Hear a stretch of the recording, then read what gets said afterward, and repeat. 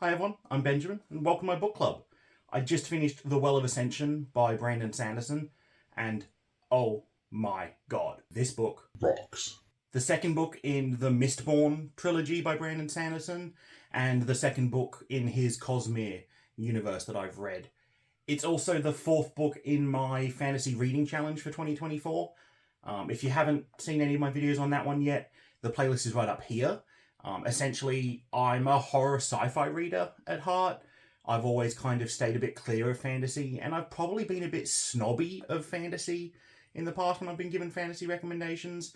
And this year I'm trying to change that. I'm reading and reviewing 10 different fantasy books and seeing if that really helps me get into the genre. And books like this are absolutely helping me get into the genre. When I envisioned this challenge, I really saw myself reading 10 fantasy books from 10 different authors from a lot of different years of writing, and I really didn't think I was going to repeat any authors. And then I finished The Final Empire, Mistborn Book 1, and I loved it. The review should be up on screen. And I went looking for what my next book was going to be. And I picked up half a dozen other books, took them to the bedroom, took them to the lounge, read a page or two, and put them back down and kept thinking about Mistborn. I kept thinking about Vin and Eland and Sazid, and I just had to break that rule that I put in place. And I went back, grabbed Well of Ascension, and I'm so glad that I did. This book hits on all the bits I loved about book one, and so much more. It's got a new, unique plot with the siege of the city. It's got all my favourite characters really blossoming more, coming into their own. And it does everything book one did, but better. It has a new, unique plot that I adored, and I fell so in love with this book.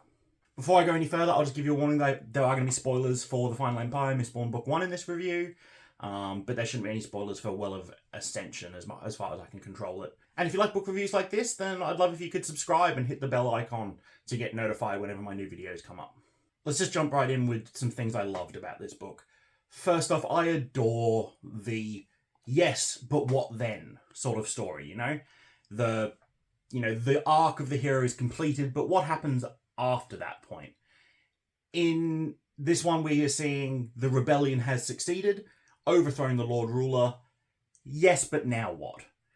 And I love those sort of stories. I love the follow-ups to rebellions. You know, the classic rebellion story ends with, Darth Vader and the Emperor dead. It ends with the king dead and the rebellion leaders standing strong and high-fiving each other. But I love the story that explores what happens tomorrow, what happens next week, what happens in 6 months. The people that lead rebellions, Dune Messiah comes to mind. The people that lead rebellions and are good at overthrowing empires are often not the sort of people you want leading empires and running empires, and seeing the source of tension between their lofty ideologies and their lofty goals and thoughts with the day-to-day realities of keeping an empire protected, fed, peaceful, prosperous.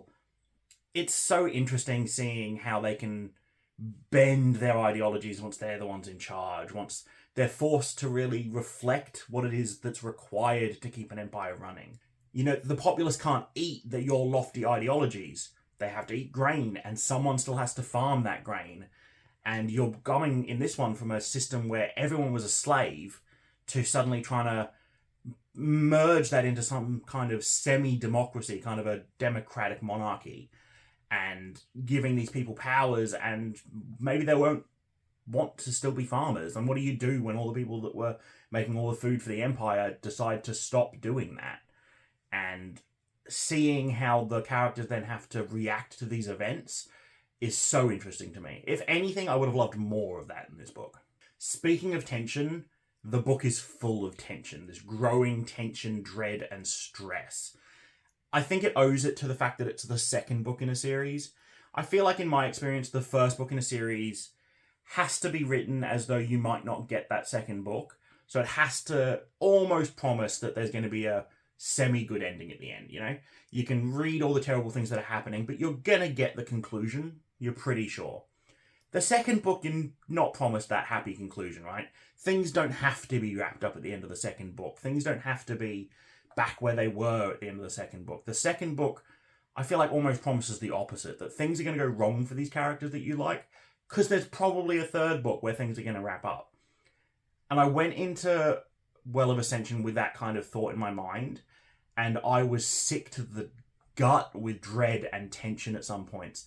I had to put the book down early one night because the characters I love, Vin and Eland, were having such a tense moment and a tense point in their relationship that I just felt sick, and I just had to put it down. This book literally made me gasp out loud with some shocks. I almost woke my wife up one night by almost throwing the book down on my lap and putting my hand to my head and going, no.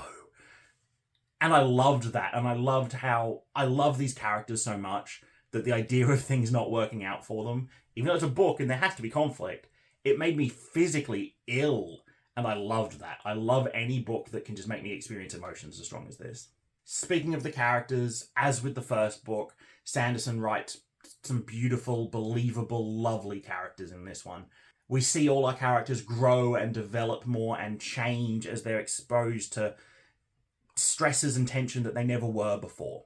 We experience a lot of this book through Vin's perspective, as now our undisputed main character, I would say. And seeing her inner thoughts as her confidence that she was beginning to gain at the end of book one kind of waxes and wanes throughout the book, raising and lowering depending on what's going on, as she gains confidence in Elend but loses confidence in herself, as she struggles to figure out who she is in this new world. Who is Vin the Mistborn, or is she Vin the street urchin, or is she Vin the noblewoman?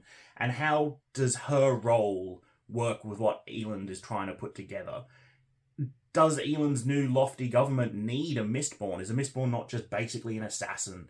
Should she be here? Is she harming Eland just by her pure presence?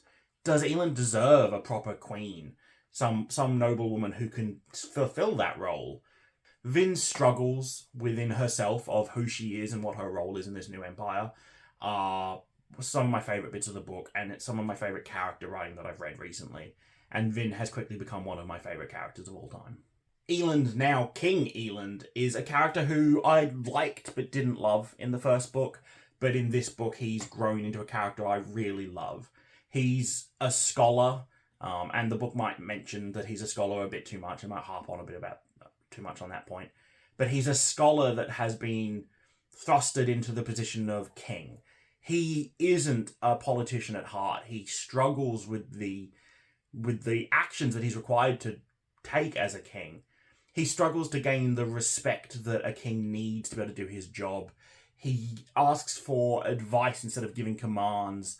He doesn't look like a king, and it's a struggle that is kind of at the core of this whole book, is Eland's struggling with these lofty ideologies and goals in his mind, and the reality of being a king, and what that requires of him, and what he requires of those around him. Vin and Eland's relationship in this book is also a high point. In this book, more than in the first book, I think I really quite like their struggles that they have. They're both dealing with a lot of the same sort of emotions, but from different sides. It does have one of my pet peeves, but I'll talk about that a bit later. But overall, I really like the relationship stuff in this book. The rest of Kelsier's former crew all mostly have positions now in Eland's new government.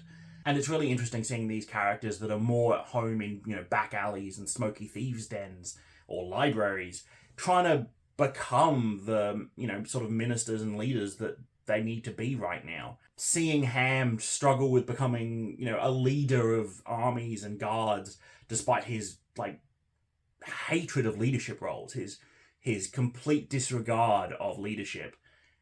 He won't even wear a uniform, but he's expected to now lead this army and lead the town guards.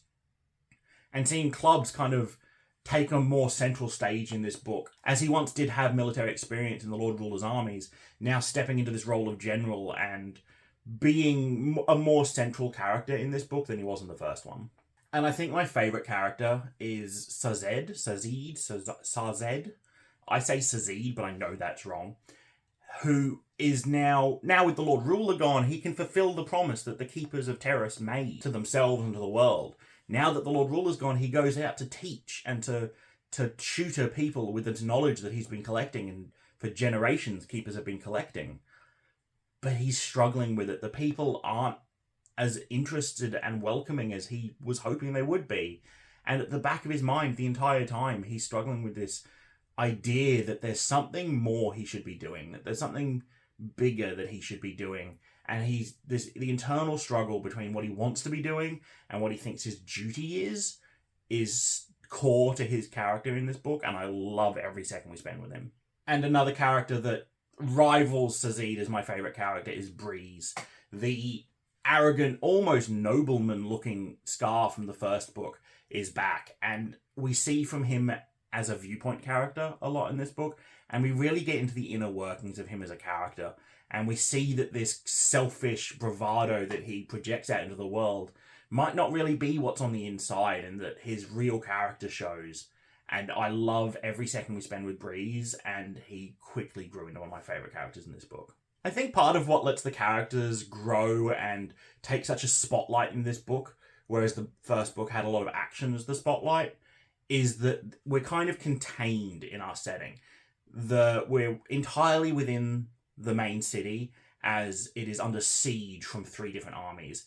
And the tension and stress of that on the characters who are now in a leadership position and have to answer these sieges somehow really makes them grow as characters and puts them in conflict with each other and with the siege itself, and really lets them grow and talk with each other.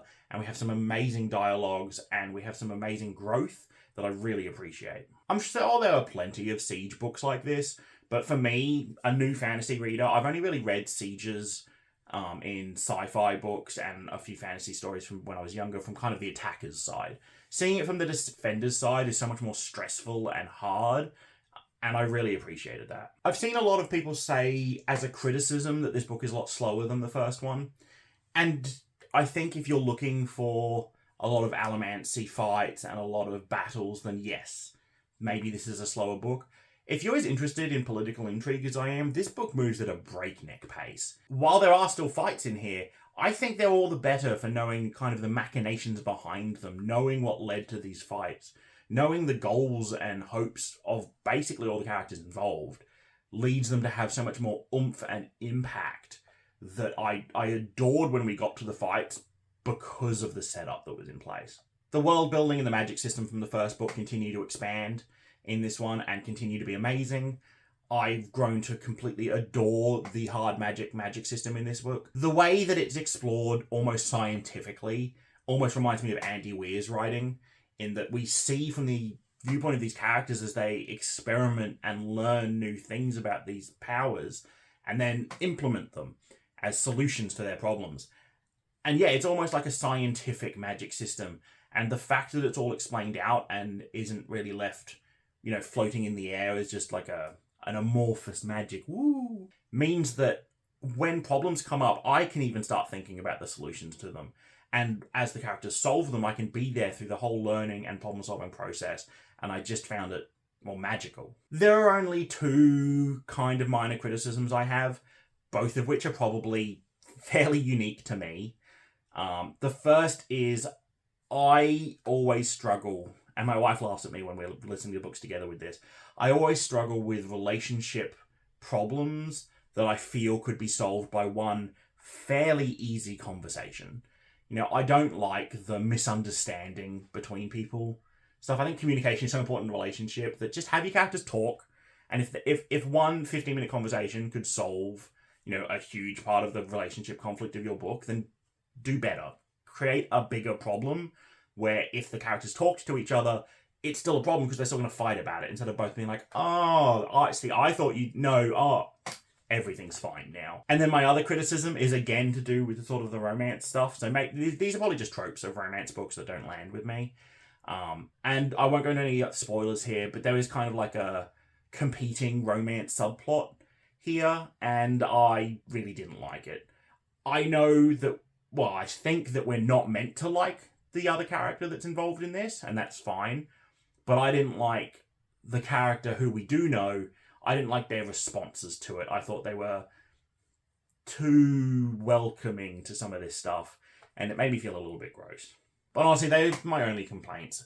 I adored this book. It made me gasp. It made me hold my head in shock. It made me put it away because of the dread I was feeling. It made me sick to my stomach with worry for Vin and Eland and Breeze and Ham and Doxon and Sazid and Spook and Clubs. These are characters I just adore and love now. And so I'm giving this an easy 10 out of 10. This is one of the best books I've read in a very long time. I definitely like it more than the first one, which I still think is brilliant. But this is by far my favourite fantasy book I've read so far, as it's not even close. And finally, it's a bingo book, so bring up the board.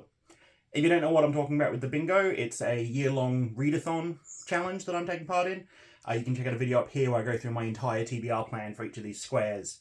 For this one, Well of Ascension has a copious amount of reference material.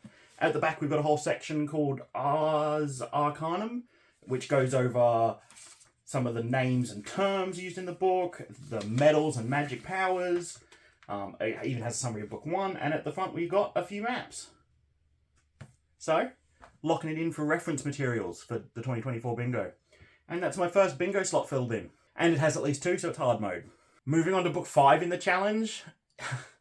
It's probably not a surprise after this review, but I am absolutely going to be reading The Hero of Ages by Brandon Sanderson. I'm going to be wrapping up the Mistborn Trilogy, and then I promise the final 5 books in my challenge will be non-Brandon Sanderson books.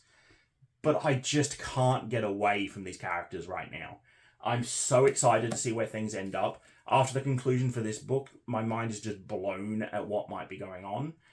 And I'm just so excited to see where Vin and everyone else ends up at the end of this one. But I promise, after this challenge is over, even if I hate the next 5 books and I decide that I'm not really a fantasy reader, I'm definitely a Brandon Sanderson reader. I'm going to be reading a lot more Cosmere books. I'm going to be reading Elantris and the Stormlight Archives. And I'm really looking forward to them. And there'll be reviews up for all of them on the channel. Let me know in the comments what you thought of Well of Ascension. Did you like the book as much as I did, or did you prefer the first book? I'd love any suggestions you have that are like this book. Stories that follow on the end of the hero's journey or the end of the rebellion and, go into that what's next territory and struggle with the rebuilding of a world or the conquering of a world, that sort of stuff. I'd also love any suggestions for any more books with sieges in them. I really, really enjoyed the sieges.